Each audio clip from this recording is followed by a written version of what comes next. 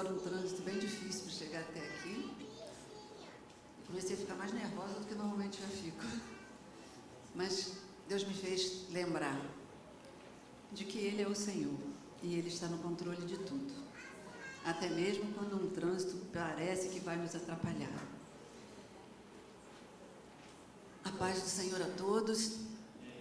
Que o Senhor possa agora abrir nossas mentes e corações para ouvir aquilo que Ele quer dizer. Já falou bastante comigo, desde a semana passada, quando eu ouvi a mensagem pela manhã do futuro pastor Pirilo e do futuro pastor Augusto.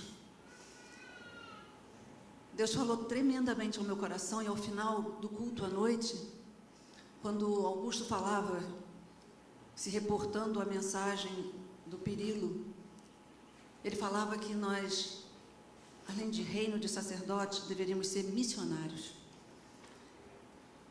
E eu fiquei pensando em sermos reis, por participarmos do reino de sacerdotes e por termos uma missão dada pelo rei deste reino, de pregar o evangelho a toda criatura. E eu fiquei pensando que se a gente não conhece o rei e nem a sua missão, ficamos fora do palácio e não podemos cumprir a missão. Então, naquele momento, veio um hino na minha mente, e eu queria que vocês ouvissem esse hino comigo agora. Esse hino é cantado pelo Sérgio Lopes, e ele fala sobre falar de Jesus. Eu queria pedir para esse hino ser projetado, letra e a música, não sei quantos conhecem, quantos já ouviram, mas eu queria que você meditasse, porque foi este louvor que Deus trouxe à minha mente e perguntou para mim de forma muito direta: quem sou eu para você? Eu confesso que eu engasguei, porque eu falei assim: Senhor, Tu és tudo para mim. Mas o que é tudo? Quando eu falo assim, tudo, nada, fica assim uma coisa muito genérica, muito vaga. E eu falei: Senhor, é essa palavra que o Senhor quer trazer ao meu coração? Quem é o Senhor para mim? Quem é o Senhor para a Tua igreja? E o Senhor confirmou no meu coração que era essa palavra que Ele queria trazer nesta manhã. Marcelo, estamos... A letra?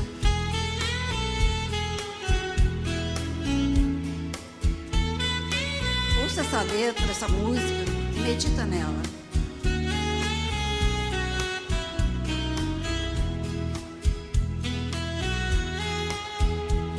Falar de Jesus e de tudo que fez é tão fácil. De sua bondade e os milagres por onde Ele andou. São tantas histórias bonitas levando esperança. Mas quando estou só, quem é Jesus para mim? Será que de tanto ouvir decorei suas falas e vou repetindo apenas porque decorei? Mensagens de amor tão bonitas que a multidão chora. Mas quando estou só, quem é Jesus para mim? Vou dizer, eu digo que eu era um pecador, perdido e carente do seu amor, que era frágil, eu era sem valor.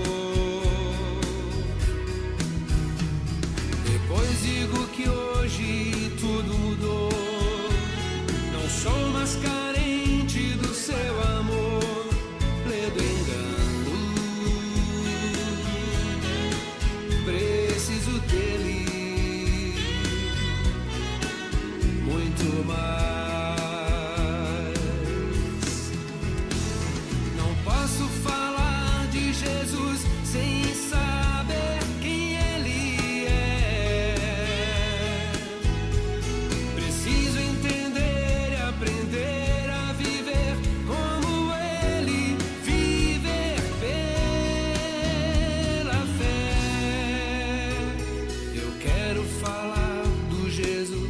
que conversa comigo,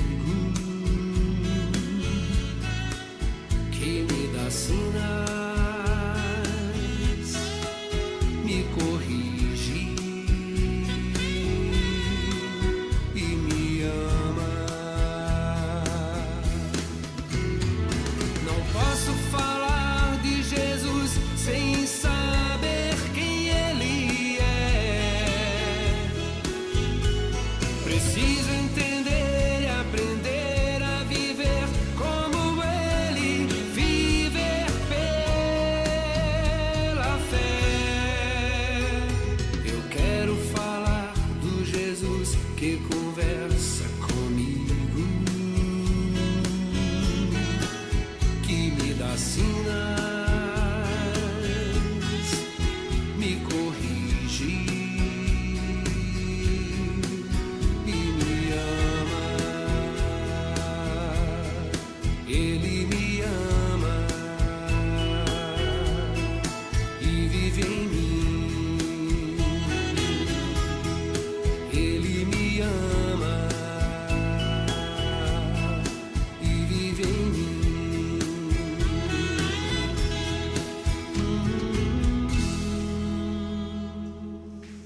Quem é Jesus para você? Eu queria convidar você a ficar de pé e lermos a palavra de Deus em Marcos, capítulo 8.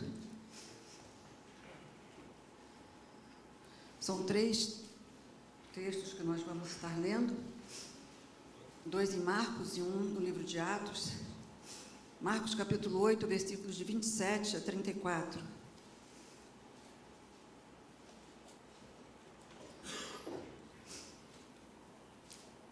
Diz assim a palavra: E saiu Jesus e os seus discípulos para as aldeias de Cesareia de Filipe, e no caminho perguntou aos seus discípulos, dizendo: Quem dizem os homens que eu sou?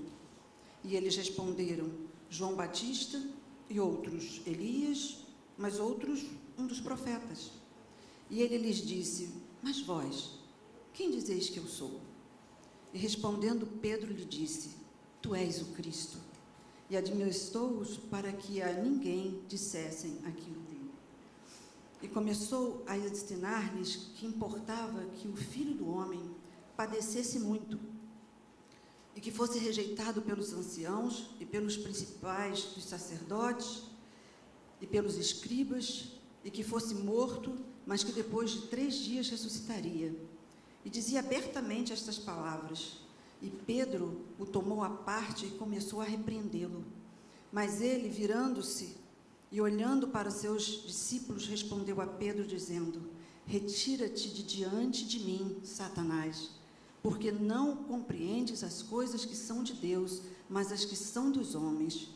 E chamando a si a multidão com os seus discípulos, disse-lhes: Se alguém quiser vir após mim, negue-se a si mesmo, tome a sua cruz e siga-me. Marcos, capítulo 16, versículo 7.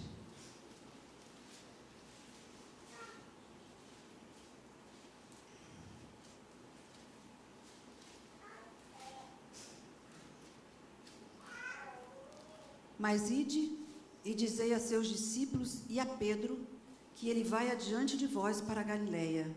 Ali o vereis, como ele vos disse. Atos 2.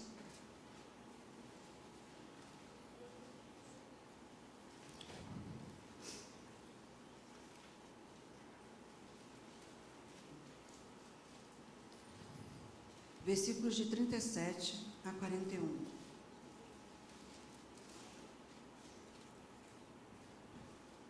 Estou tendo muita dificuldade de enxergar. Já sou cegueta. Alguém pode ler para mim? Atos 2, de 37 a 41. Ouvindo eles isso, compugnaram-se em seu coração e perguntaram a Pedro e aos demais apóstolos: Que faremos para os irmãos? E disse-lhes Pedro: Arrependei-vos, e cada um de vós seja batizado em nome de Jesus Cristo para perdão dos pecados, e recebereis o dom do Espírito Santo. Porque a promessa vos diz respeito a vós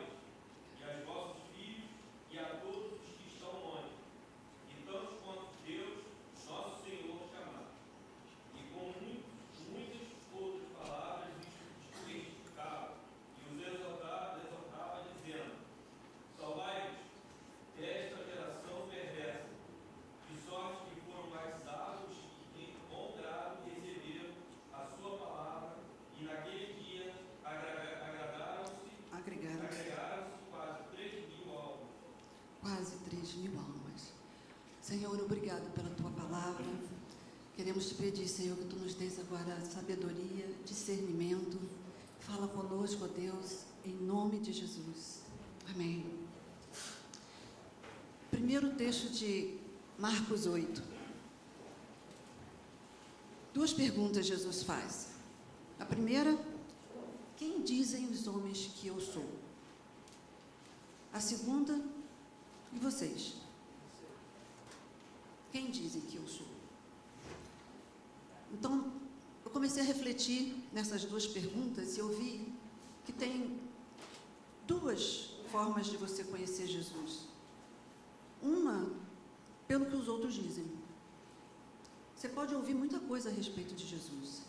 Se você perguntar a qualquer pessoa quem é Jesus, vai haver muitas respostas. Uns diziam é João Batista, outros diziam que é um profeta, outros diziam que era João Batista que tinha voltado, tinha ressuscitado. Apesar das muitas respostas, nenhuma delas era correta. A segunda coisa que eu vejo nessas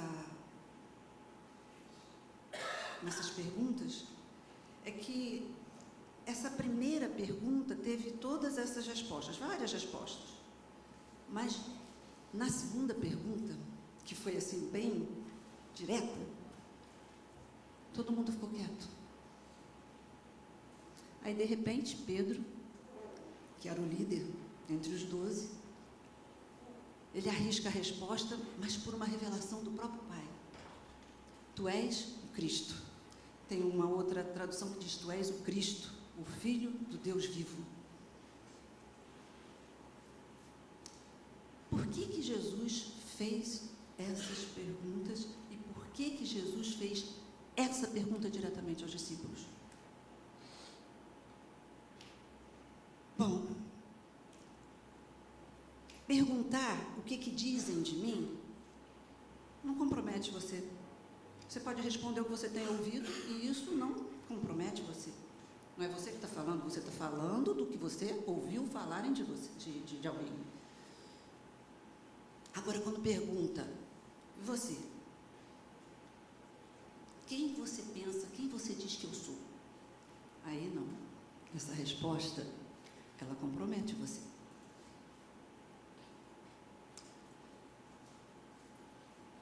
Jesus perguntou aos discípulos isso porque havia um contexto. E todos nós conhecemos esse contexto.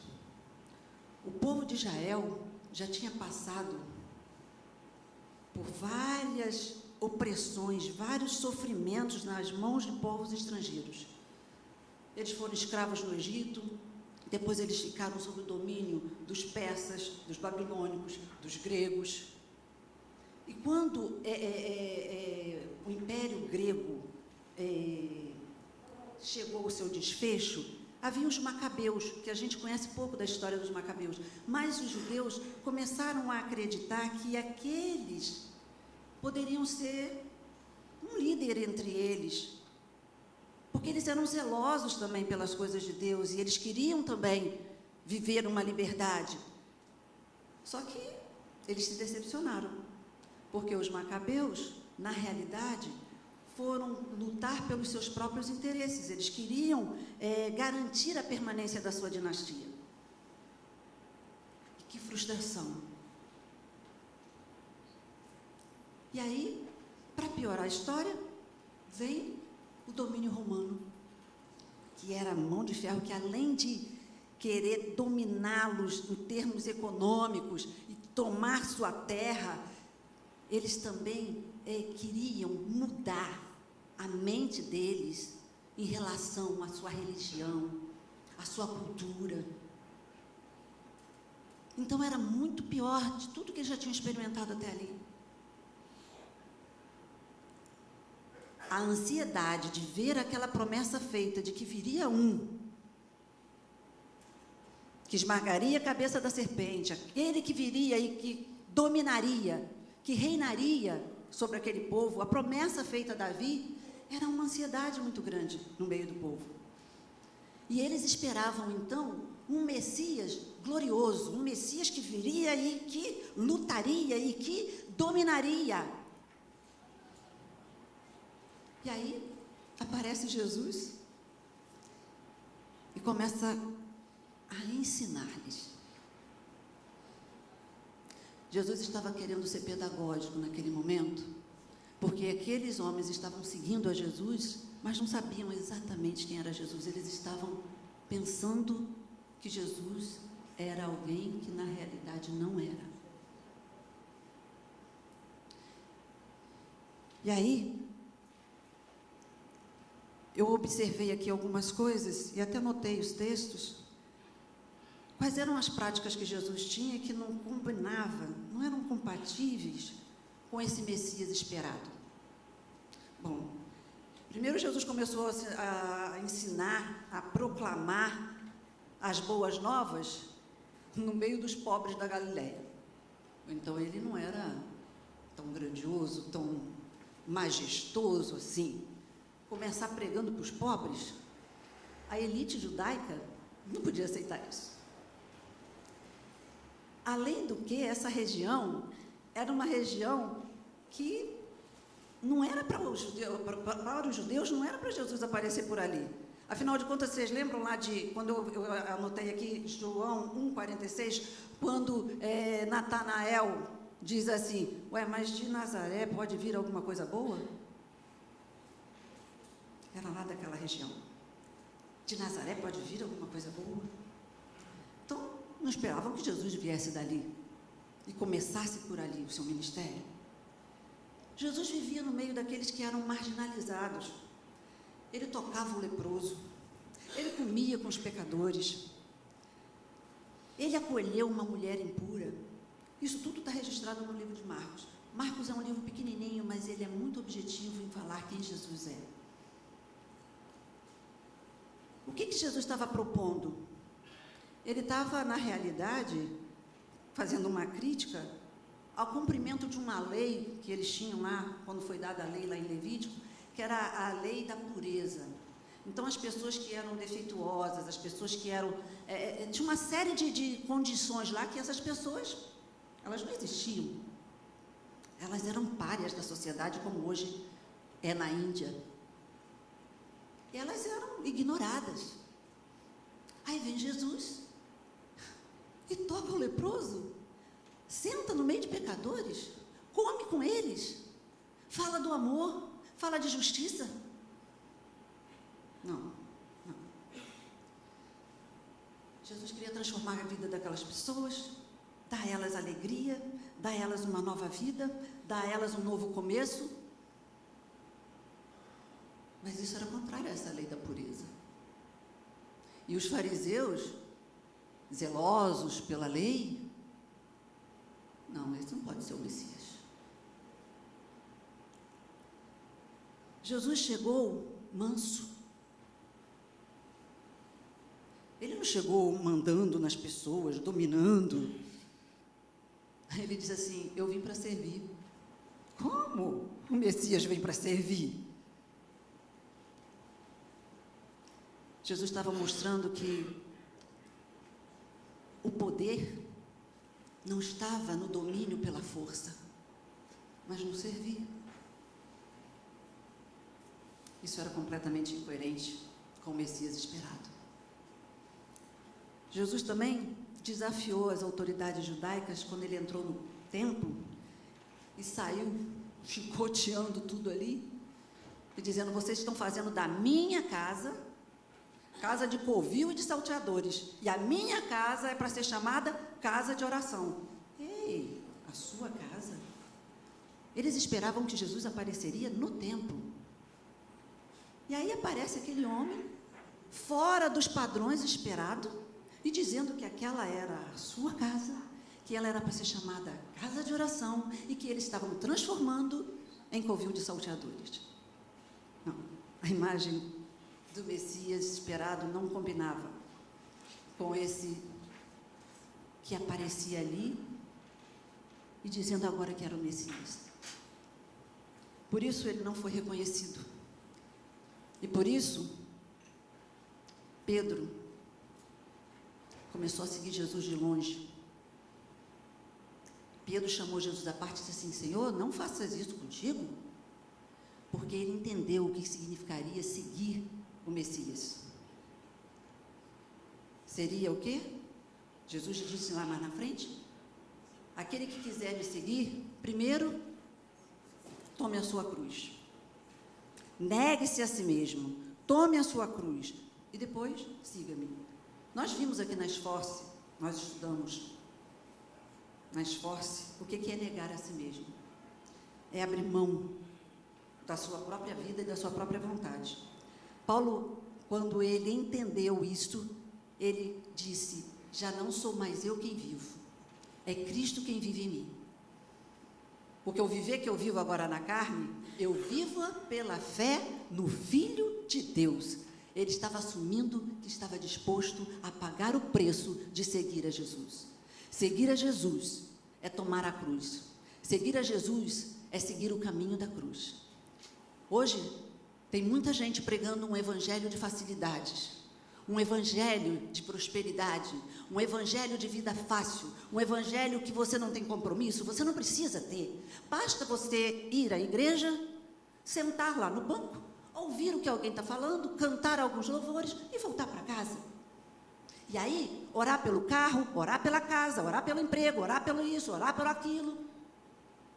Mas não viver a vida do reino, não está preocupado com o reino, não está se importando com aqueles que estão caminhando para o inferno, que é a missão de todo aquele que segue a Jesus.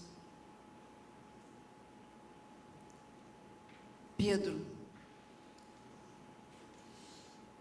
quando ele diz assim, siga-me, é quando você então entendeu que você não tem mais vida própria, você não é mais dono de você mesmo, você tem preço a pagar, e ele diz que você pode perder seus relacionamentos, porque ele diz assim, aquele que não deixar pai, mãe. Então você pode ser desprezado por amigos, por parentes, porque você está seguindo a Jesus. Isso é um preço que você vai pagar. Tem muita gente morrendo, decapitado, sendo preso, sendo torturado, em países onde o cristão é perseguido. Glórias a Deus que no Brasil nós não vivemos isso de uma forma direta e com consequências tão drásticas. Mas nós já sofremos algumas retaliações por sermos crentes.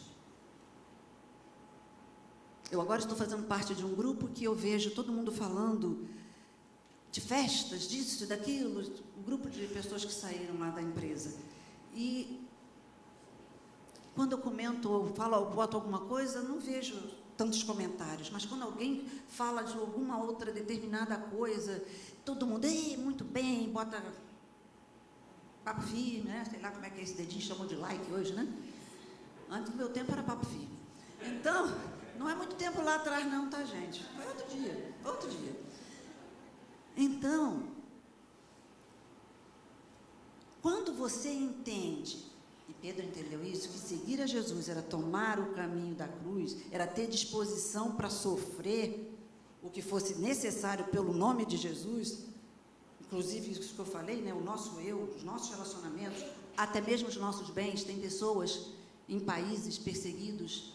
Vale a pena você ser assinante da revista Portas Abertas, que fala da igreja perseguida, para você ver como as pessoas perdem os seus bens, perdem sua família, perdem seus empregos, são mortos, têm que ser refugiados em algum lugar ou em algum outro país.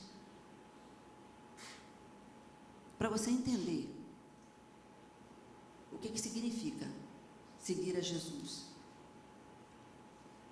O diabo também apresentou para Jesus, olha, se você quiser, você não precisa passar pela cruz, não. Se você quiser, eu te dou, olha, todos esses reinos aqui, eu te dou. Para que você vai morrer? Para que você vai enfrentar a cruz? Ó, tudo isso aqui é meu. Se você se prostrar e me adorar, pronto, acabou. Sem problemas. Você não vai sofrer. Para que sofrer?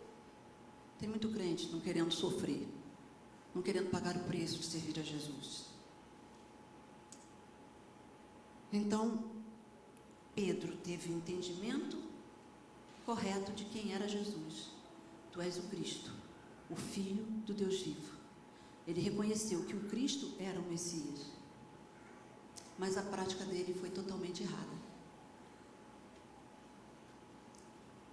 Ele seguiu a Jesus de longe, ele negou a Jesus, ele confiou na sua autossuficiência. Quantos de nós não temos agido como Pedro? Mas aí, quando Jesus ressuscitou e aquelas mulheres foram lá ao túmulo e viu o túmulo vazio e os anjos apareceram para elas e disseram assim: olha, não temam, porque o Jesus que vocês procuram não está mais aqui não, ele ressuscitou. Ide e avisai aos seus discípulos e a Pedro. Ué, por que e a Pedro? Pedro não era discípulo? Aliás, ele não era o líder dos discípulos? Por que e a Pedro? Jesus mais à frente diz assim para Pedro: quando te converteres. O que é conversão? Eu estou andando nesta direção e eu encontro com Jesus e ele disse: olha, a direção agora é essa. E eu volto. Eu sigo a direção que ele me dá. Eu não ando mais de acordo com o que eu quero, mas de acordo com o que ele quer.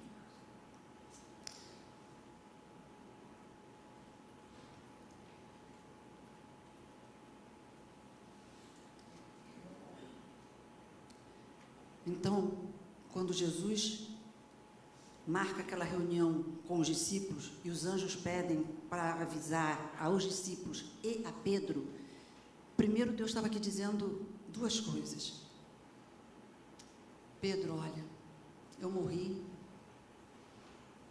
eu fui ao abismo, mas no terceiro dia eu ressuscitei, como eu disse que faria, e eu continuo amando você, Pedro. E aí ele vai perguntar: Pedro, tu me amas? Pedro estava tendo uma segunda chance.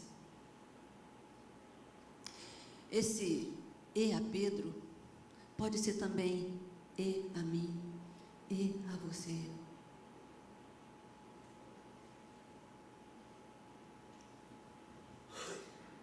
Quando Pedro ouviu de que tinha esse recado para ele, ele na mesma hora, junto com João, saiu correndo e foi lá para o túmulo. Chegou lá, ele foi o primeiro a entrar. E ele viu uma coisa que o deixou completamente mudado. Vocês lembram o que Pedro viu?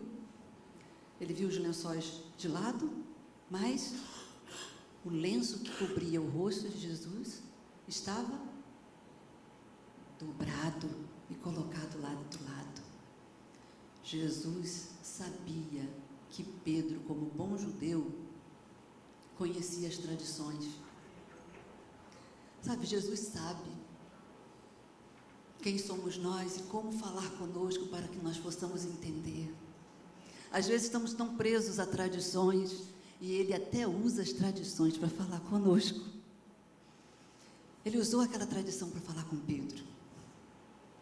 Pedro sabia que aquilo ali era uma relação de senhor e servo. Quando o servo preparava a mesa para o seu senhor, ele ficava de longe, fora da vista do senhor, observando quando o senhor terminaria a sua refeição, para que ele fosse lá e recolhesse, limpasse a mesa. E o que era sinal para o servo era que, se o seu senhor tivesse levantado por alguma razão e deixasse o guardanapo, né, hoje a gente chama de guardanapo, né, dobrado, significava que ele ainda não tinha terminado e que não era para ele mexer na mesa. Ele ia voltar. Agora, se o guardanapo tivesse todo embolado ou amassado, jogado sobre a mesa, aí o servo sabia que aquele senhor tinha terminado e ele ia lá e limpava. Jesus tinha dito que ele ia ressuscitar, que ele ia voltar. Pedro entendeu isso. Ele viu, é verdade o que ele disse.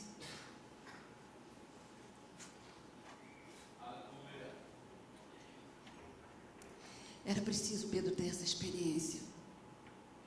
E às vezes nós, dentro da igreja, servindo a Jesus, talvez há tantos anos, estamos servindo a Jesus com uma mentalidade errada, com um entendimento errado de quem Ele é. E quando a gente acredita errado, a nossa prática também vai ser errada. Por isso é importante a gente conhecer o Rei. É importante saber da missão que Ele nos deu. E só conhecendo Ele que eu vou poder cumprir a missão. O que aconteceu quando a gente leu lá em Atos capítulo 2? A gente vê que no dia de Pentecostes, aquele homem que era autossuficiente, aquele homem que tinha negado Jesus na frente de uma criada, não foi de gente importante não, foi na frente de uma criada. Aquele homem que achava que podia resolver tudo pela força, aquele homem agora se levanta com toda a autoridade e começa a dizer quem Jesus era, e diz assim para aquelas pessoas: arrependei-vos e crede, para que vocês sejam transformados. E quase 3.000 almas se converteram naquele dia e foram batizadas. Quando nós sabemos quem é Jesus, as pessoas vão ver que nós servimos a um Deus que é real, que é verdadeiro, que é fiel, que cumpre as suas promessas. Oh, glórias! Então aquele homem pôde ser um outro homem, teve a sua vida totalmente transformada. A sua vida está transformada? Ou você é o mesmo que você era antes de estar na igreja, de ter levantado a sua mão para seguir a Jesus? Eu passei muito tempo da minha vida dizendo assim: olha, eu sou muito boa, mas não pisa no meu calo, não. Eu tinha uma frase que o pessoal dizia assim: Adelaide, como é que é essa história? Eu dizia assim: olha, eu sou boa que nem dinheiro achado. Quando você achava um dinheiro, quando eu era criança, que eu achava um dinheiro na rua, eu ficava feliz da vida. Eu olhava assim, não tinha como, não tinha ninguém por perto, não tinha nada, perdeu, a quem que eu vou dar? Aí eu ia comprar bala, eu ia fazer alguma coisa.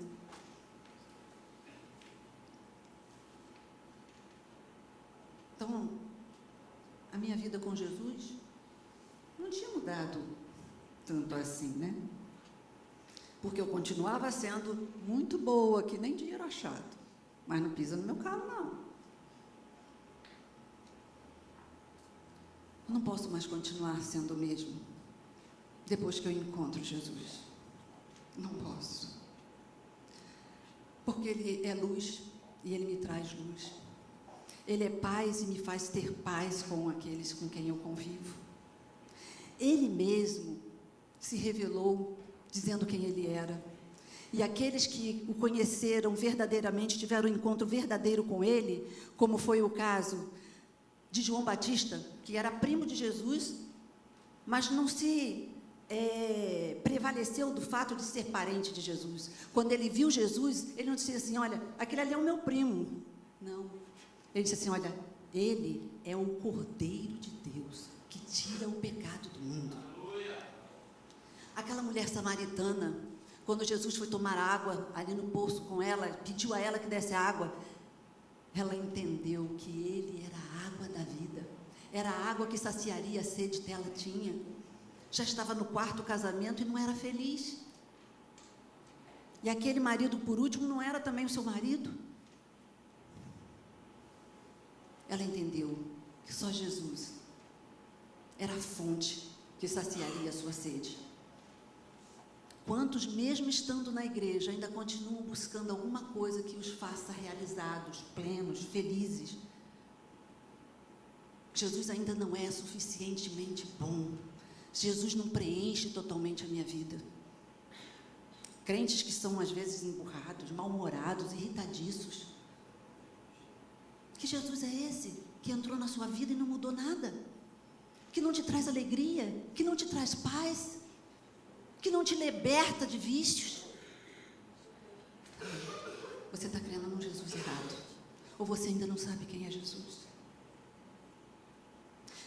Jesus disse dele mesmo, lá em João, o livro de João, João era o discípulo amado, e João, ele teve uma preocupação grande de responder essa pergunta feita lá em Marcos.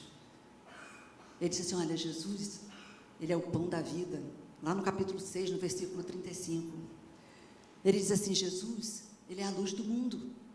No capítulo 8, no versículo 12, ele diz que ele é a porta, que a gente pode entrar e sair. Nós encontramos, quando entramos por essa porta, nós encontramos pastagens. Significa que em Jesus nós somos livres para ir e vir e nos alimentarmos e ficarmos satisfeitos. Ele disse que ele era o bom pastor. O bom pastor, ele cuida das suas ovelhas. Nós temos o cuidado e a proteção de Deus. Ele diz que ele era a ressurreição e a vida. Ele é a primícia dos que dormem.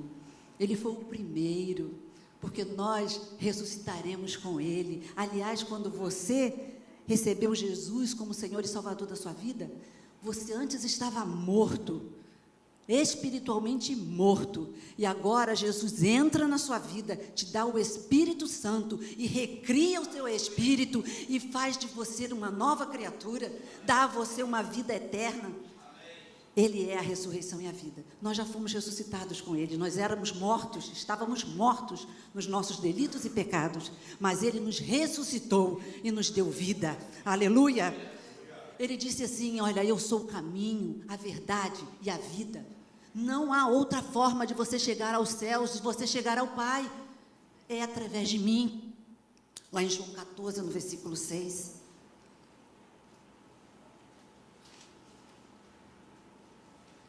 Ele disse lá em João 15, eu sou a videira verdadeira e vós os ramos. Aquele que permanece em mim, esse tem vida, esse dá fruto. Lá em João 8, ele diz de uma forma muito plena e de forma breve aquilo que o resume. Foi a mesma resposta que Moisés ouviu lá, quando ele perguntou para aquela voz que dizia para ele ir lá confrontar Faraó. Ele disse, mas olha só, eu vou chegar lá para Faraó e vou dizer quem foi que me mandou aqui para dizer essas coisas para ele. Vocês lembram qual foi a resposta? Eu sou, te enviou. Aleluia. Eu sou. Aleluia. O que é eu sou? Eu sou, eu sou, eu sou, eu sou. Você não tem o que perguntar mais. Eu sou. Eu sou autoexistente, eu sou o princípio e o fim, eu sou o alfa e o ômega, eu sou a vida, eu sou a ressurreição, eu sou o Senhor que te sara, eu sou a tua bandeira, eu sou a tua vitória, eu sou o Jeová Jirê, eu sou o Jeová Rafá, eu sou o Jeová Tsequenu, o Senhor que te justifica, o Senhor que te perdoa. Eu sou, Jesus estava dizendo, eu sou Deus, eu sou tudo que você precisa. Eu sou, e eu quero ser o teu tudo. Jesus, Ele quer que cada um de nós tenha uma resposta particular, a partir da experiência que tem com Ele. Não adianta você ouvir das pessoas quem é Jesus. Você precisa responder quem é Jesus. Quem é Jesus para você? E isso vai fazer toda a diferença na sua vida. A resposta baseada nas Escrituras e não nas religiões, nos homens, nas igrejas, nos pregadores. Tem muita gente dizendo heresia por aí, subindo nos púlpitos e falando mentiras a respeito de quem é Jesus. Por isso nós precisamos conhecer as Escrituras. São elas que testificam dele. Jesus disse, são elas que testificam de mim. Errais não conhecendo as Escrituras e nem o poder de Deus. Então, para conhecer Deus, precisamos conhecer a palavra. Quem você diz que Jesus é. Se ele aparecesse aqui agora para você e perguntasse para você quem eu sou, qual a resposta que você daria?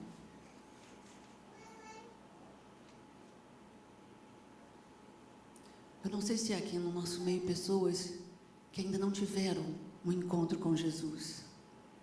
Eu queria que a igreja estivesse orando agora.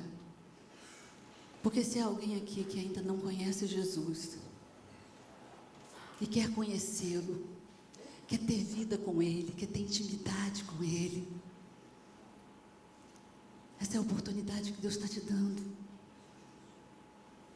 Ele está dizendo: eu quero ser o teu tudo, eu quero ser teu amigo, eu quero ser o teu lugar seguro, eu quero ser a tua paz, eu quero ser a tua alegria, eu quero ser a tua vida, eu quero te dar vida plena e abundante. Eu quero que você viva de uma forma diferente. Eu quero que você experimente a verdadeira alegria, a paz. Chega de religiosidade, chega de peso, chega de não me conhecer. Vem me conhecer. Quando perguntaram para Jesus: onde você mora? Ele disse assim: vinde e vede. Vem ter uma experiência com esse Jesus. Se você ainda não conhece, Ele está dizendo: e a você? E a você, eu vim também por você. Eu amo você, eu amo a sua vida, eu tenho um propósito para ela. E esse propósito é eterno. Se você quer, vem aqui à frente. Não tenha vergonha não, porque Ele não se envergonhou de mim nem de você diante daqueles que o crucificaram, que zombaram dele.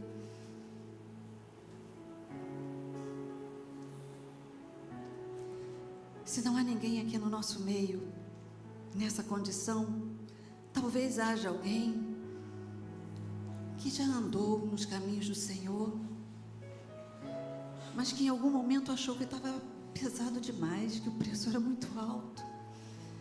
Começou a seguir Jesus de longe, não quis mais ter compromisso.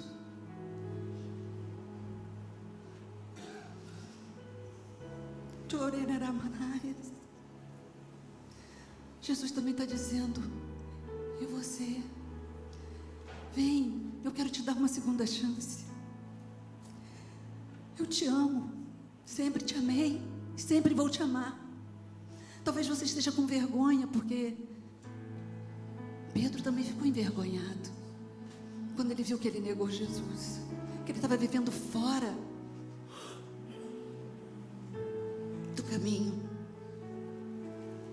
Mas quando Jesus mandou um recado para ele, quando os anjos disseram: e a Pedro, na mesma hora ele saiu correndo. Você quer voltar? Quer voltar para o caminho de onde você parou? Quer recomeçar? Vem aqui à frente. Também não tenha vergonha. Isso pode acontecer com qualquer um de nós. O importante é que a gente, como Pedro, reconheça que precisa voltar.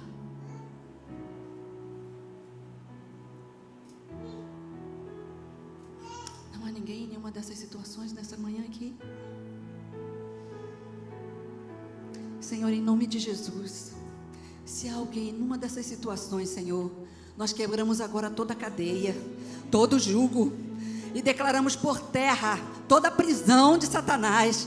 Que sejam livres, ó Deus, para escolher a Ti, para andar nos Teus caminhos, para receberem a Tua salvação, a Tua libertação, em nome de Jesus, Senhor, em nome de Jesus.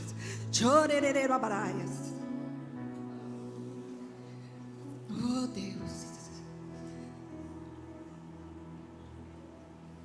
você só vai poder falar de Jesus quando você souber quem Ele é. Eu queria que a gente ficasse de pé.